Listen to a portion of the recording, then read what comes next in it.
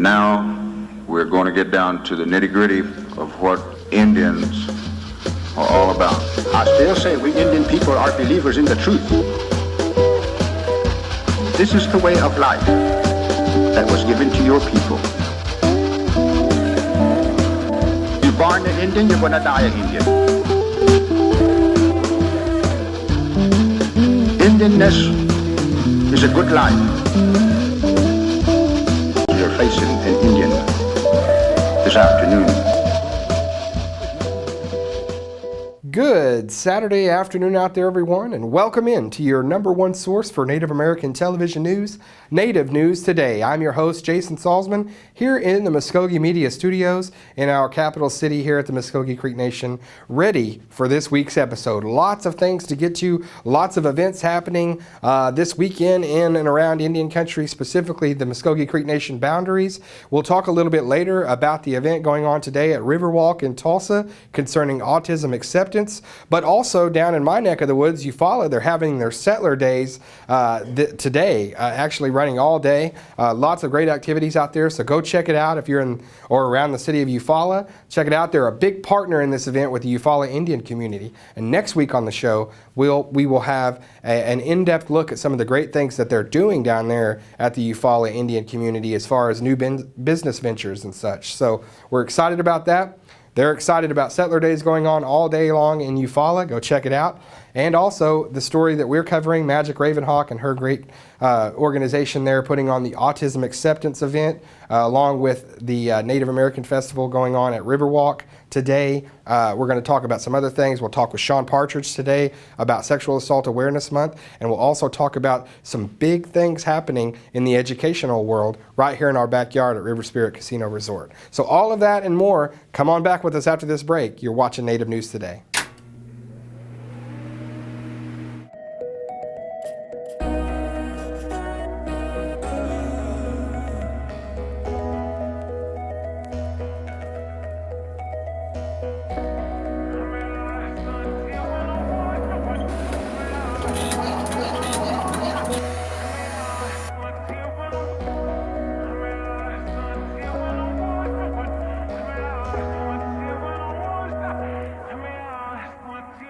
And welcome back to the program as we get started with this week's features. And our first story this week takes us right up the road, right up 75, to our brand new wonderful facility. If you haven't been, the River Spirit Casino Resort, just a game changer for the Mvskoke Creek Nation. Brand new hotel tower, big addition of the Margaritaville brand in the casino and restaurant there. But also really what's changed the game for the Mvskoke Creek Nation is it being a convention center, a conference center where you can bring large amounts of people for big time conferences. And that's exactly what happened here recently as part of one of the recent intertribal councils they had at the River Spirit Casino Resort. In the Grand Ballroom was a workshop of concerning ESSA, and that is Every Student Succeeds Act. They had educational leaders from all over the country in this meeting, including Joy Hoffmeister, the State Superintendent of Public Instruction, Greg Anderson, our own Secretary of Education, for this ESSA workshop.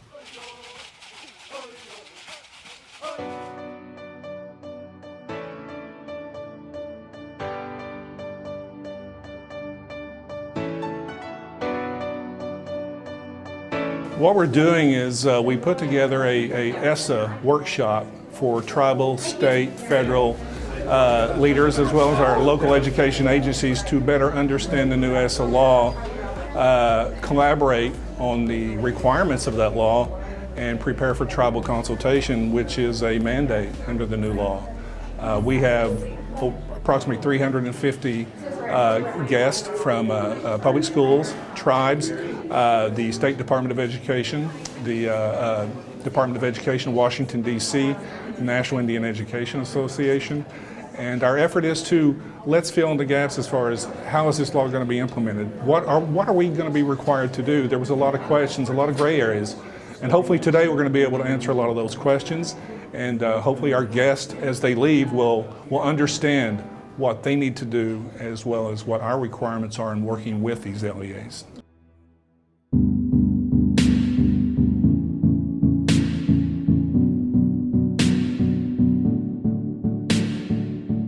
It's so exciting to see so many school districts represented, as well as our tribes that are here representing their communities and government, and we are thrilled to see such wide participation. Working with the tribes means working with a group that is not only focused on their children, but all children in public school, all children in the community, and this is the kind of partnership that really will build capacity within our local communities. It is going to take the kind of work and partnership to best meet the needs. Sometimes that may mean volunteer work. It may mean guidance, like we see under the kinds of tribal consultation and conversations that we're embarking on today, but also with, I think, even financial resources that have been provided over the years. We are absolutely dependent on these kinds of partnerships and willingness to invest in not just our Native students, but all children in public school. What we're doing today has not been done anywhere in the country at this point. Anna Wake Rose, NIEA Executive Director, said we're kind of leading the effort to engage with our local education agencies, the state, the feds, and bring tribes into maybe a process of working closely. The new law says that these LEAs have to consult with their tribes regarding our Native American students and what's required to teach these kids. So we think we are. We're kind of setting a standard today. We're proud of what we're doing. We're happy with the attendance. So we're getting good feedback. And that's what we're trying to do is lead the effort to usher in this new education law and all that goes with it.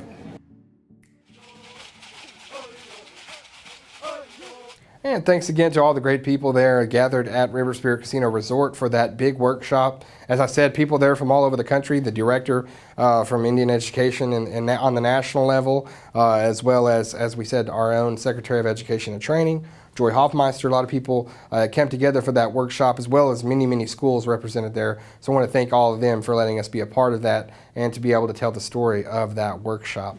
And you can catch that on YouTube now that we're in the archive section there. So moving right along in our next story, one of the things that we cover every year that we feel really passionate about here at Mvskoke, not only Mvskoke Creek Nation, but Native News Today, is Sexual Assault Awareness Month. We have such a great family violence prevention program. They have advocates in place. They have programs in place. We're trying to combat the epidemic of domestic violence, domestic and sexual assault in our communities. And we sit down for an in-depth interview with Sean Partridge talking about a host of things, including the monument quilt making a stop here in Altmalgi.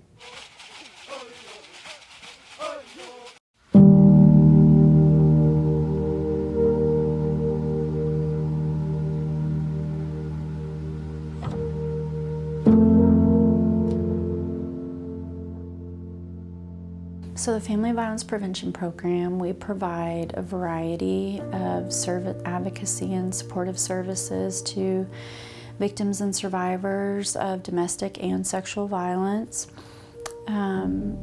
We serve anyone regardless of their race, ethnic background, sexual orientation. We provide services to anyone and everyone. And I would encourage, anyone that has been impacted by sexual violence to contact our office if they're looking for opportunities and resources for support. If they're, and really it doesn't matter if they're victimization, and certainly there are certain things we can do if someone has a very recent victimization. Or if, we have women that come to us who were victimized as children and who now are adults. And so definitely what we want to be able to do is to provide that support to address the safety issues and concerns that they have, link them up with counseling services, with support services, and really any other kind of resource that they're needing that they feel like would be helpful to them to address their safety and emotional and physical well-being.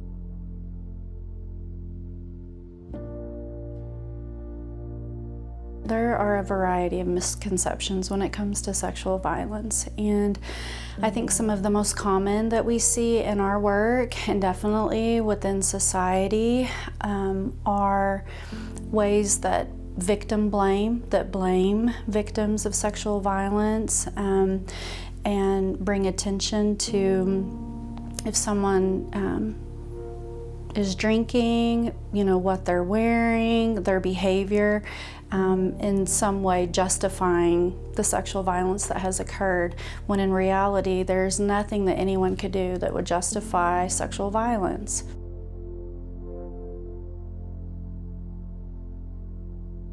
The statistics for sexual violence regarding Native women, generally we're hearing, and these are Department of Justice statistics, that more than 1 in 3 Native women will be raped in their lifetime. The reality is that research, I think, to adequately show us the reality of sexual violence is lacking. Research pertaining specifically to Native people, and a lot of times the research that is conducted is maybe done so on reservation populations. So while the statistics itself are alarming, more than 1 in 3, that's alarming, but I still don't think it adequately represents what, the high rates of sexual violence that are being committed against our women. I think the lack of reporting is due to a number of factors, but some of the major factors are people not feeling like they're going to be believed, feeling like they're going to be blamed, and that they in some way contributed to or were responsible for their victimization. I think that there's certainly a distrust in the systems, whether that be law enforcement, the criminal justice system. Definitely those fears, I think, prevent people from reporting. And certainly fear, if someone has been threatened, that more harm will come to them, if they report to law enforcement, or if they are from, a small, a rural community, a tribal community, or depending who the perpetrator of violence was, can definitely create a lot of concerns for someone, retaliation, again, ongoing fear for their safety. And so certainly, I think those reasons are what we see most often for the lack of reporting. And to be quite honest, in the work that we do, we are completely understanding of why people don't want to report, because we see the victim blaming in the systems and see how victims of sexual violence are so often scrutinized, again, for their behavior, and held responsible on many levels for their victimization. And so, yeah.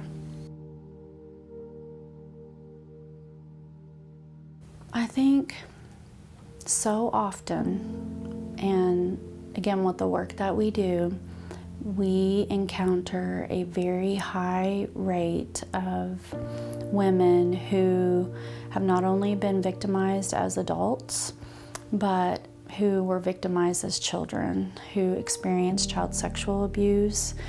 And so maybe they disclosed what happened to them as a child. I encounter many women who never told anyone. So there's like a history of victimizations throughout their lifetime. And I think so many people feel like they're all alone and that they're the only one that this has happened to and no one else will understand. And so a lot of times they can stay stuck and not have the opportunity to heal from what's happened to them. And we do not ever expect for people to come and, that they have to share their story.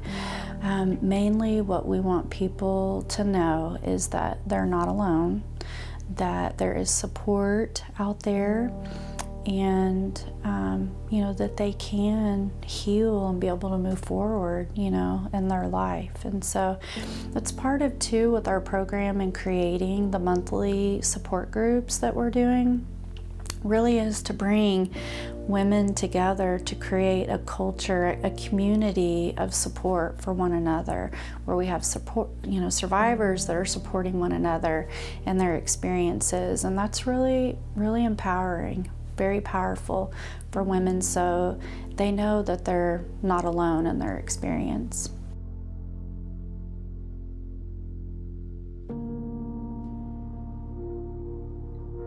So in order to increase our services in response to survivors of sexual violence, our program, Family Violence Prevention, and the Department of Health partnered about 2 years ago to establish our tribe's first sexual assault nurse examiner program. So, and what that means is that now our tribe has specially trained nurses that can respond 24/7 to either the Okmulgee or the Okemah Hospital to be able to conduct exams for survivors and victims of sexual violence. They have very specialized training. Our on-call advocate and the on-call nurse respond collaboratively, and then our advocate is there to provide that support during the exam, and then also the short or long-term support and services after the exam. So that is, I always hate to say, I'm excited that we have this service, but the reality is that our citizens or people in this area were often having to travel to Tulsa, to Mvskoke, even to Ada or Shawnee to receive these services. And so I am thankful that we have these within our community, and they're being provided by our tribe and our tribal resources for those that need it.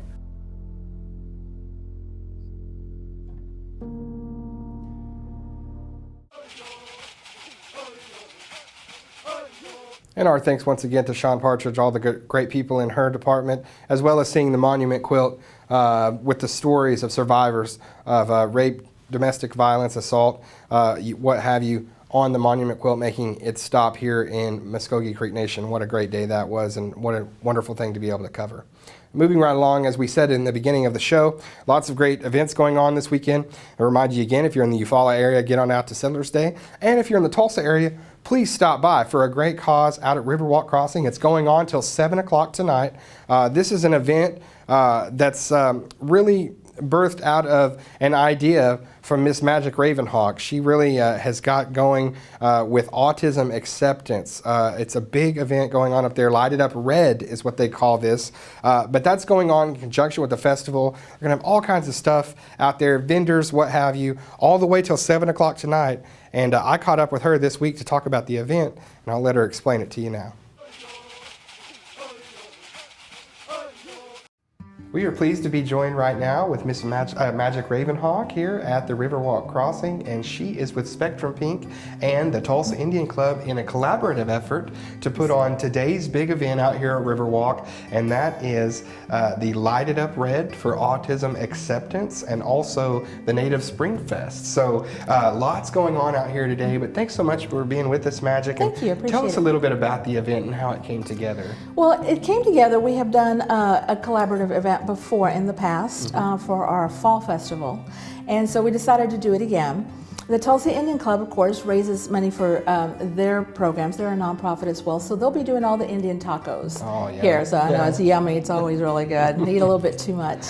But anyway, and this year we also have Spectrum Pink, which is a program of Engaged Life Institute. We're a 501c3 public charity, and we have programs that allow us to make people aware and of how Aspies, as I call them, I have Asperger's. Now you just call it on the spectrum, okay?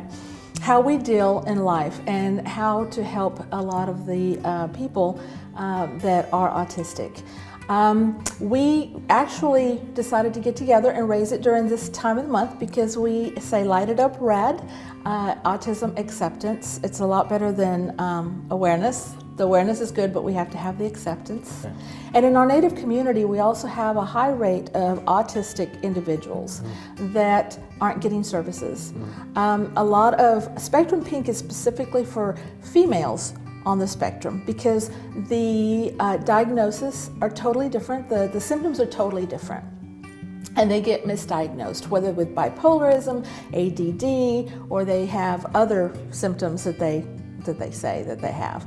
And when you really get down to it, they are on the spectrum. And a lot of us on the spectrum, we have like several different things we do all the time. So we want to celebrate neurodiversity. Okay, neurotypicals need to learn how to interact with us, and this has given us an opportunity to do that and to raise funds. The state has put, as you know, has frozen a lot of funds, and they're not doing so well with the Department of Rehabilitation Services and so forth. So we have to keep going somehow. So we're doing a lot of fundraisers, and we want people to be aware of the programs that we do and we provide for families as well. It's great because, you know, this is, like you said, it's not only bringing people into more information and acceptance of the spectrum, but also, as you said, raising funds. There's going to be a little bit of everything for people out here on Saturday. There you still have is. till 7. It's going on all till this evening, but tell them a little bit what they can expect coming out here. Well, we have a lot of different vendors. We have a variety of vendors. We have vendors that, of course, native vendors, and we have non-native vendors too that are coming in, you know, that whether they themselves are on the spectrum or not, or have children. We're gonna have storytellers. We have a Pueblo storyteller, Teddy Duncan, will be here from Laguna Pueblo, who will be doing storytelling as well.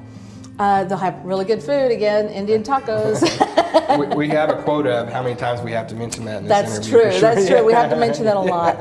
And I know that they have a big powwow coming up, and so they're raising money for that.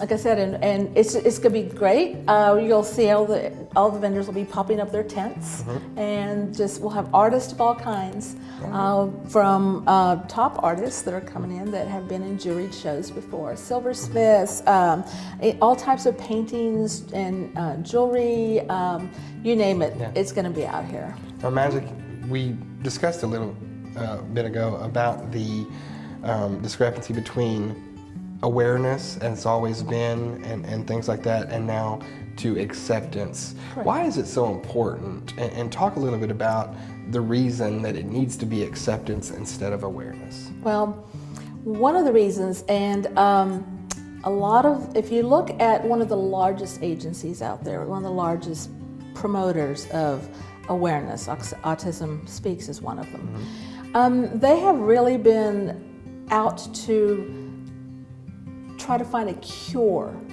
okay, for something that's not a disease. 80% of their money goes to research. Only 4% goes to families. Only 4% of that huge amount of money. And they are talking about, you know, getting rid of autism. It's like I said, it's not a disease. We're born this way. It's like, as I said earlier, it's a different operating system that we have. Our brains are wired differently. Einstein was, you know, on the spectrum. Now, what if they got rid of him? You know, where would we be? So you see all these people that are really creative, or they're inventive, and actually move things forward, that if you look at them, they're on the spectrum. It took me a while to actually come out. I was diagnosed late in life, but it actually took me a while to come out and actually tell people that because of the stigma that was there, specifically perpetuated by Autism Speaks. So we align ourselves as self-advocacy. We say nothing about us without us. They don't have an autistic person on their board at all. We say, you know, if you're going to be talking about us, you need to learn from us. Ask us the question directly as to what is stimming, for instance. What is sensory overload? You know, how do you make contact with people? You know, I can't look at you in your eyes, but I look at you at the bridge of the nose, so you think I'm looking at you in your eyes. Just things like that we need to make people aware, and we need to help them in how to maneuver through the neurotypical world. And what are some of the best resources that folks out there can reach out to? Are they lacking? They're very lacking, Yeah. and particularly in our Native community, they're Right. very lacking. So that's why we spun off Spectrum Pink, specifically because there was misdiagnosis in the female community. But we don't just work with the female community. I mean, we will allow, we will help the male community as well too. As long as you're on the spectrum, we'll help you. We just launched our autistic care packages, which is like a subscription service. So you have STEM toys in there, whether they're spinner toys, whether they're textural, visual, auditory, whatever, and we'll have those out here too as well too. Wonderful. Native Cuffs is doing the lighted up red bracelets, and so Native Cuffs will be out here too, and they'll be able to provide anything and everything, I guess, for Mother's Day presents as well too. And we do want them to shop for Mother's Day because it's coming up. It is coming up, and buy native. Buy native. Support local and In the small fall, business. in the fall we have our Native Fall Festival, and then we have the day after Black Friday, we have Red Saturday. Buy native, buy local. I love it. I love it. Well, Magic, sounds like you've got it all taken care of for this weekend, and everybody out there, remind you, you have until 7 o'clock tonight. Be out here at the Riverwalk. The sun goes down late. It'll still be nice. She'd love to see you. We'd love to give you information on Spectrum Pink. Anything you'd like to know. Magic, thank you so much for visiting with us I today. appreciate it. Yes, Thank you for coming. Come on out. You bet. And that's going to wrap up another episode of Native News Today. We certainly thank you for joining us here. And if you're catching us in our viewing area, we want to thank our viewers here on Tulsa CW19. Also, if you're out there, out of the area, watching us on YouTube, we appreciate that too. Hit the red button, subscribe, get all of our content as it happens, get your updates right to your email. It's perfect. You look down on your phone, you see, hey, Native News Today, they put up the newest episode. Click, you're watching it on your phone in a matter of minutes. So we have your on-demand, at your fingertips content right there. It's a great resource for our people that are out of area. So many people call up and say that they watched the show or they've seen the show from out of area. We'll hear from people from as far away as New York before. We've heard from people from Iowa, Ohio, out in California. So it's great to be able to take the show everywhere, and a lot of people are accessing that. We're getting subscribers going up every single day on the YouTube channel, so we really want to push that, and as well push you to MvskokeMedia.com, as I always do in the closer, because we're putting stuff up there daily. We're getting information out. We're putting out where we're throughout the week. We're putting our updates on what stories we're getting on Facebook, on social media. So it's really great. It's been a great resource for the people out there that like to keep up with us, not just here on Saturdays at 1 p.m., but all throughout the week and see what we're doing and kind of pull the curtain back and see a behind the scenes look at Native News Today. A lot of people make it happen here, not only myself, but Jared Moore, Devaney Luxinger. We want to thank you all for joining us. We hope you have a great week,